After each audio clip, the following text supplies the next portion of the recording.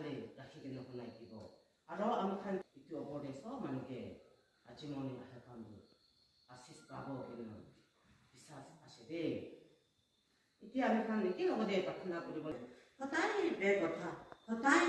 আমি খান লগা এক্সিডেণ্ট কৰিবলৈ তাই আমি খানকে চাই কিনে বেৰাই এইটো মানে চাইটান বি তাকত খালি কিনে চাইটান বি খেতাব আৰু এইটো কণ্টিনিউ এনেকুৱা যাব দুইবাৰ আৰু এইটো খেতাই কিনে নম্বৰ 3 ওলাটো আমি খান লগা হলি স্পিৰিট পাপা জীৱবাকে আমি খান লগা সহায় কৰিব লাগিব যে হলি স্পিৰিট নাথাবি হলি স্পিৰিট নাথাকিলে আমি খান খালি হৈ লাগিব খুব কথা কৰিবলৈ নাপাৰে বুলিবি হলি স্পিৰিট আমি খানকে থাকিছে বুলি মানে লাষ্ট আমি দেৱী ষ্টেণ্ড কৰিব পাৰে